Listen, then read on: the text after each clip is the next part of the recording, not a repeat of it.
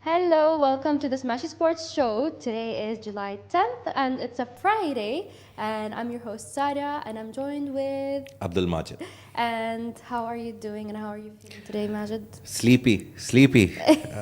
Don't think I'm crying. It's just the sleepiness in my eyes. I think I probably made we've him been sleepy. yawning all day. The problem is that it was a late match. It was a sad ending for Morocco, and that's the first story of the day. Morocco's exit Yeah. after Mbappé did his magic, scored a goal and assist, and Morocco, all the Arab teams are out of the race for the World Cup. Yeah. Unfortunately. But we do have some good Yeah. regional stories. For example, Al Kholood's Saudi Arabia club, they just signed Coba da Costa, and we also will talk about Haissem Hassan as Liverpool are eyeing him after Mohamed Salah's retirement. It's a good addition on the wing Replacement. for them. So yeah, we'll discuss that all. But yeah, what are your feelings, Sarah? It's always a Friday, right? It's always a Friday, and it hasn't been a blessed Friday since last week. But Funnily, it was half blessed. Remember, Morocco won, Egypt lost, and then yeah, but that was like Algeria lost. blessed Monday, because it was Yeah. Algeria that they lost. But we Yeah. are super sad actually to see all the Arab clubs, unfortunately, out of the World Cup. But Yeah.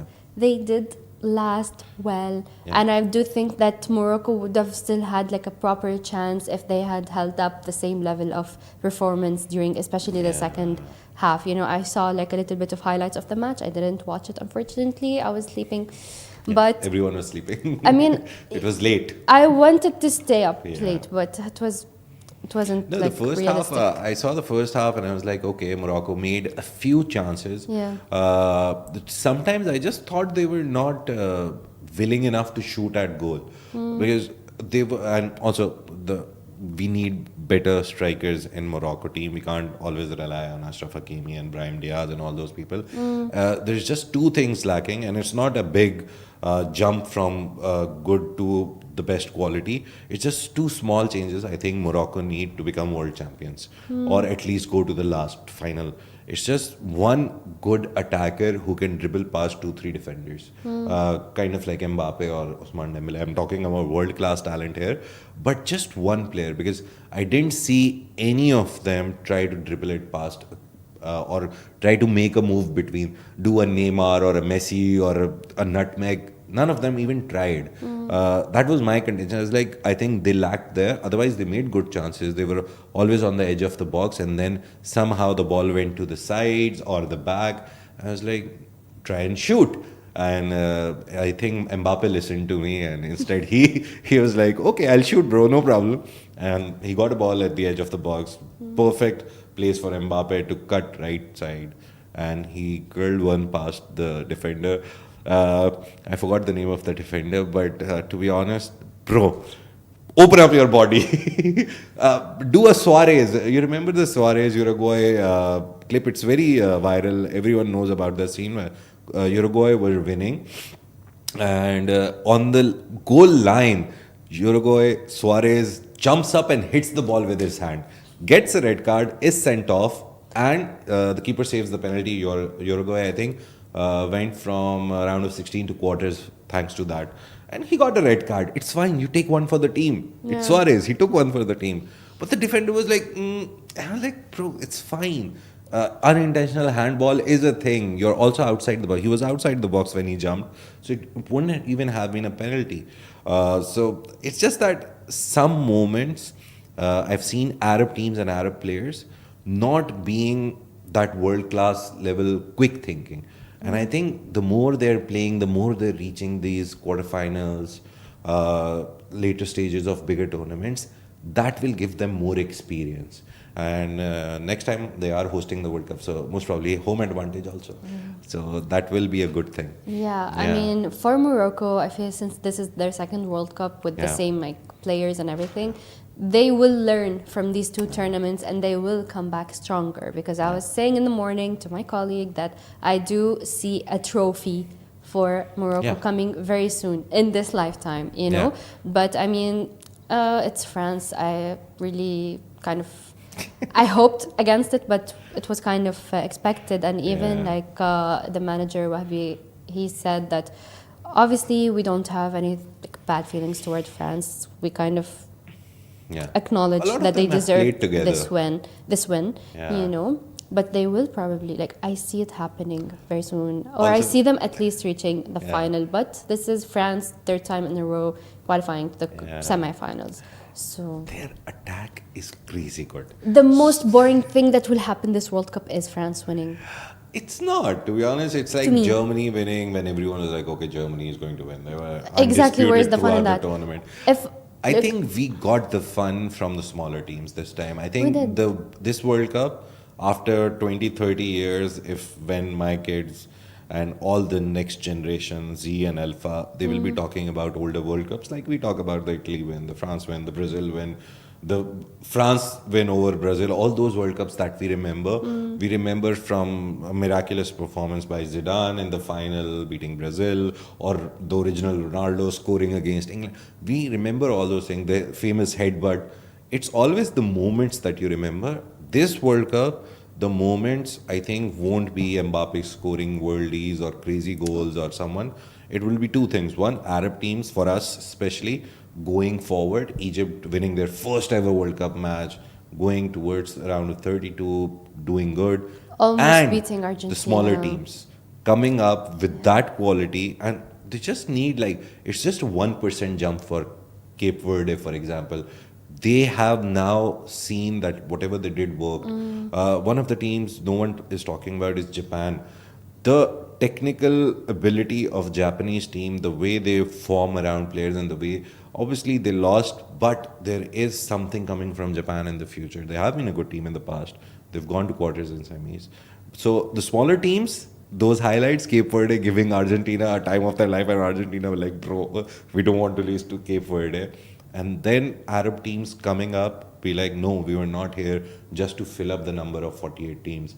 We were here to compete, and we went till the last at least 8 good teams. Quarterfinals is the best 8 out of the 48. We shouldn't forget that. A lot of times they're like quarters, semis, this, that.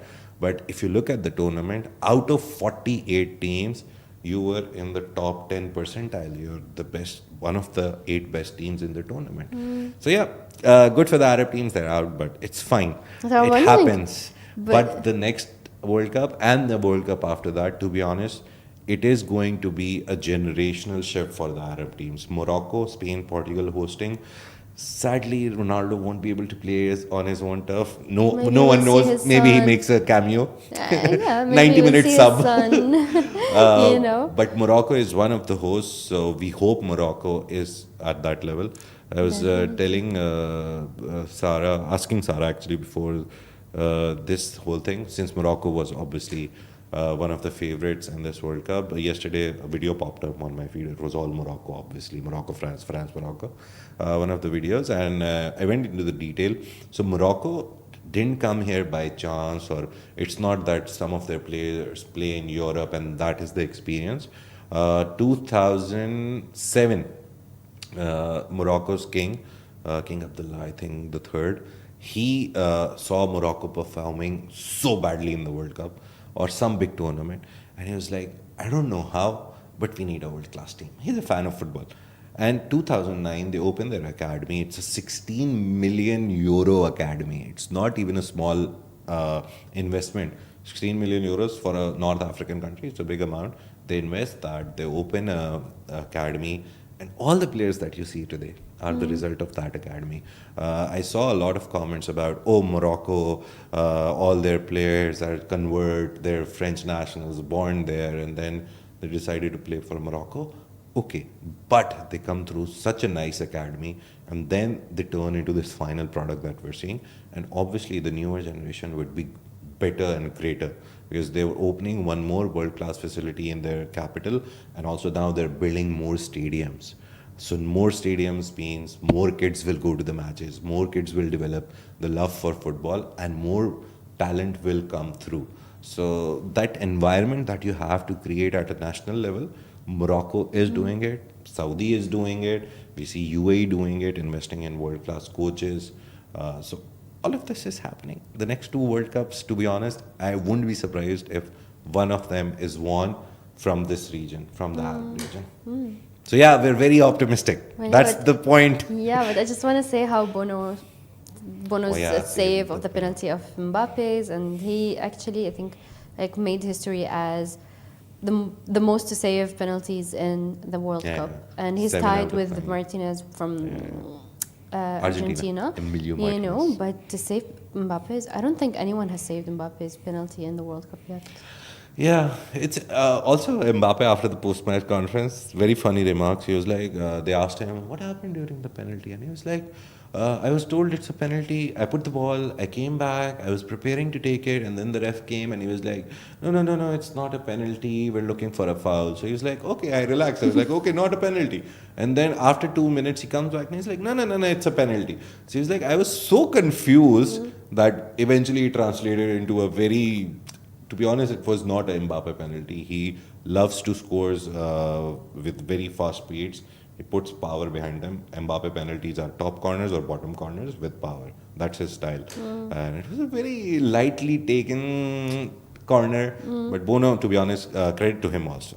He deserves the credit that he guessed the right direction, went for it, Definitely. caught it, Oh, I and love him saved so the. much. So then, see again, these moments, even after the World Cup ends and we wait 4 years for another World Cup, these moments will stay with us, and these moments will make Arab heroes. And that is, I think, the next story, that we are looking at a Getafe talent who is coming to Saudi Arabia for Ben Harburg, the first foreign coach ever to own, first foreign owner of a team in Saudi Arabia, Al Kholood.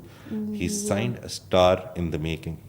And yep, Coba da Costa has joined the Saudi Pro League side Al Kholood, Yeah. and he is 23-year-old. He's still fresh, you know, in his highest physique and performance. And he came from the Spanish club Getafe. And actually, this is very like a very interesting move. It's not that about being a superstar or anything, but Al Kholood are investing in top players who will actually benefit the club, and they are like, their strategy is like, for example, Ben, he didn't want to just build a club that, or take on a club that's already on a high level. He wanted to like bring an underdog and make it compete and reach the levels of the elite clubs, you know. So that's their strategy, and like they are building better like a great team.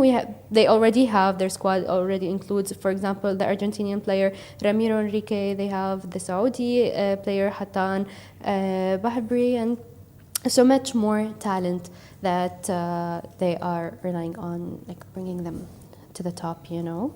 But Coba has been on a loan with a Belgian club, and they're like Anderlecht. something like Yeah. that. Yeah, he has been on a loan there for the last season, and now he's officially joining Al Kholood. So what do you think of this move, Majid?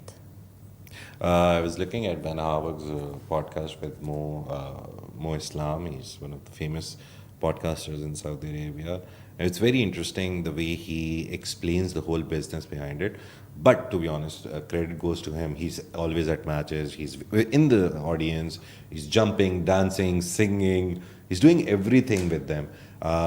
So I think an American guy who has German roots is an American investor. He also owns Cadiz from Spain, his Harburg group. So he has the experience. Thankfully, Saudi opened the clubs to foreign ownership. There's more clubs at stake. You can buy a club now if you're a foreigner who wants to invest in a Saudi club. Recently, Al Hilal was bought by the Saudi prince. What's his name? Al Walid bin Talal. He got a stake, majority stake. So we have seen that at some point, Saudi Pro League was run by government to by Ronaldo because no one else could afford him. Government could. So they bought, they had the top clubs under them. Now they're coming out of management and they're like, anyone who wants to own these prized assets, which do make money.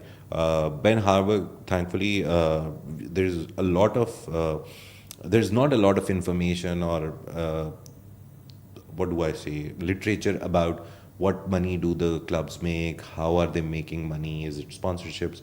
But Ben Harburg's interview, he gives a deep dive into, he's like, I love to buy a club which is in the second division. I would love to buy a club which is in a lower place in a league and then turn them into a project, because he's like, You buy a club for a cheap amount and then you build it into a star side, at least a top 5, top 10 side. That is where you make the big money. You can't buy Al Hilal or Al Nasser, Ronaldo's Al Nasser, and all these clubs for millions and millions of dollars and expect all that money to come back within, even in 5 years. They're long term projects. So he's very smart with it. He found a club which was not very well known, and now he's building it into a brand through social presence, through audience presence. He's there always with the fans. Fans know him. Recently, he also put up a video of saying that, oh, we're not moving to Riyadh. A lot of controversy was around maybe they're moving their base to Riyadh because they have a very good hometown. So it's a small support, but it's a very loyal support. He's like, no, no, no, no, we're not moving to Riyadh. Don't worry. We're just setting up a small center there also because the team travels, and sometimes when they're in Riyadh, we should have the ability to have a place where they can train or set up a base outside their home. So it's like Manchester City, they are in Manchester, but they come here also in Abu Dhabi. They train here sometimes when there's winters or summers. So it's like he's building that thing for Al Kholood, which is very interesting. It's a very nice story. One of our team members from Saudi met him at FII Saudi. It's a business event, but he was there. Obviously, he's a businessman, and he had some very nice things to say. The whole idea is that you see the World Cup, and before that, you see Saudi Pro League and the UAE Adnoc League, and all these things happening. There is movement, there is commotion, and that will lead to eventually us being at the top of the chart when we talk about the top 10 leagues in the world. Right now, to be honest, whenever someone says football, the greatest leagues are the 5 European leagues. No, the greatest leagues eventually will be Saudi Pro League in the top 5, maybe UAE Adnoc League. It will take more time than Saudi Pro League, but Saudi Pro League has given you a blueprint. This is how you do it. So now it's just for Qatar, UAE, Bahrain, Kuwait, to be honest. Iran, Iraq, Morocco is already following their own blueprint. They have the idea, they know how to do it. It's just the question of do it. Do it now. But yeah, a very interesting story. She's a young striker joining Al Kholood. Winger. Again, it's like his project with Al Kholood. Al Kholood is building a club from scratch, his idea. He's implementing those, and he's bringing players who can learn that vision, who don't have a lot of Italian or European style in their play. They just have basic idea of, okay, this is a formation and this is how you work. So he's taking white papers and now scripting his vision onto them. Just a nice move. Yeah. And lastly, Well, we're gonna move to the Egyptian side, Yeah. where we've seen Haissem Hassan. We've seen the amazing performance that he brought to the tournament, and we are not the only ones that saw it because Liverpool reportedly saw it Yeah. as well, and they are looking and like in talks and negotiating into bringing him to Liverpool, especially after Mohamed Salah's departure from the club.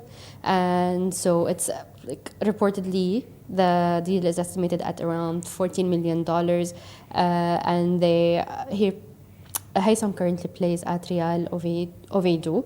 And yeah, like, well, what do you think, Majid? 14 million is a good asking price for a talent which has shown he's good in the World Cup on the biggest stage possible for the national team. So I would happily sign him if I was the Liverpool manager. But depends if he gets more time. We've seen, it's very funny, we saw Omar Marmoush going to City. First few games he got second half. Some games he got starts. Some games he was the match winner. This season will be more important for him to have a whole season and do something crazy and be a main player, be a star, Egyptian star in the Premier League. And I think Hassan, I haven't seen him play too much. I have seen some of his moves. He looks like a good player. He can be a good player to come off the bench, score a winner. Starter, I think Liverpool has a very nice setup right now. They won't just throw him into the deep end and be like, go, win it for us. But it's a good sign, and it's good for him to go to a world-class team, learn their ways, and eventually come back and help Egypt eventually win the World Cup. in 2030 or in 2034 Oh, or win anything. the dream. We are happy with any wins. Yeah. I mean, right now for the World Cup, I'm just still holding all my hopes on to Spain. And Yeah. if they are out, then I don't know what to do with my life. The only thing I would say is for Norway to kick Argentina's ass. Sorry. Okay, and To be honest, I would still go with. imagine Norway winning the France. World Cup. No, no, no. Don't win. France, خلاص. See, France only because logic makes sense that France has the I best team, they know. should win. I know they do And they have play the good best football. They team, don't play but bad but football. if you're gonna watch the tournament every 4 years and to always expect the same European or Latin teams to win, where's the fun in that? That's not a World Cup then. You know, I know France has arguably Okay, the best Norway. team Let's right do now. Haaland. Haaland, even though he beat Brazil, but I would still root for him Yeah. if, God forbid, Spain loses. Yeah. You So know? Haaland, And it's tonight, Haaland. Spain's game, by the way, against Belgium. And if Spain wins today, do they play France? So France, Morocco had already happened. Why is it not updating? Oh yeah. So France will play a winner of Spain and Belgium, and Norway, England, whoever wins. Argentina, Switzerland. So Argentina has an easy match to be honest. They've had it Switzerland- easy since the beginning of the tournament. They've only played against like the underdogs. Very well written script. That's all I will say. 100%. You know, I was reading something, and I don't want to say anything that would bash or confirm anything against FIFA or whatever. But they were saying, with for example, Neymar and Ronaldo already out of the World Cup, and for Messi to also be out of the World Cup, nobody's gonna pay to come and watch anymore.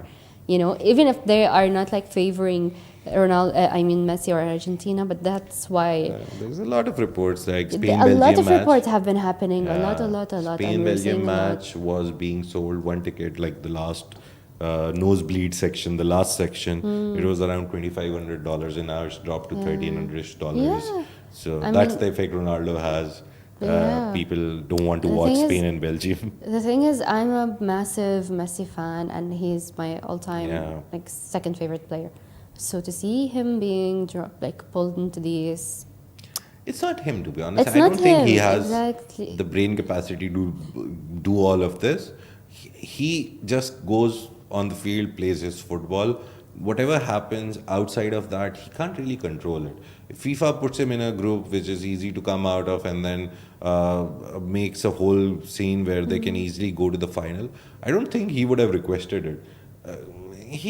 Because he is sellable. That's the idea. Commercialization kills everything. I've realized over like 20 years of my life. Whatever you commercialize, music, sport, anything, it becomes bad. Yeah. But yeah, Argentina, for her, it would be what? Spain? You want Spain to win? So they'll have to beat Please, Mbappe's France. Ferran Torres, please do something. I will go for Haaland. I mean, Haaland should win the we're World Cup. gonna see, but He has at least some remote relation to one of the Arab-owned team. Manchester City is the striker for them. So yeah, Haaland. I mean, after yesterday, it's Kylian Dictator. Yeah. And I saw a meme. I thought it's real at first, like he was doing this in a conference, and then I was like, they had shooting sounds after the video, and I was like, okay, it's AI. AI is super scary. But hi, Yeah. Aka. Someone is saying hello on Instagram. Yeah. Someone has said that the live only 3 people are watching. It's but okay. It's We're a okay. listening show. Bring People your listen friends. to us. Every day we do this show, they should also listen, and we're also like on YouTube, so we might have more views on there. Also, so. if you want to talk to us, just say something. We'll have a discussion with you. We'll Yeah. take you live on the show. I mean, someone said first, what about Portugal and Spain? But I don't know what they wanted to know about Portugal and Spain. It didn't happen. So, So I wish it could have happened. It didn't happen. So Portugal and Spain? yeah, it didn't happen. It happened. Sorry, I think, my point is it didn't happen for Ronaldo. Yeah, sorry. Yeah. Full sentence, didn't happen for Ronaldo. So yeah. Yeah, but anyways, do you have anything else you'd like to No. share? Yeah, that was a wrap for the Smashi Sports show. And make sure to tune into all the Smashi Sports platforms where you can find all the details on the Arab region, football, and sports in general. So make sure to follow us across all the channels. And yeah. Yeah, you have a can- newsletter goes out. We have a also. newsletter. You can find the link of it in the description. Yeah. Yeah. And this has been a Smashi Sports Show, Smashi Sports production, part of the Augustus Media Podcast Network. We have the Lovin brand, we have the Smashi brand. Smashi has Smashi Business, Sports, Style, Entertainment. We have a lot of platforms. Whatever your poison is, go and enjoy those podcasts, those newsletters, those social feeds.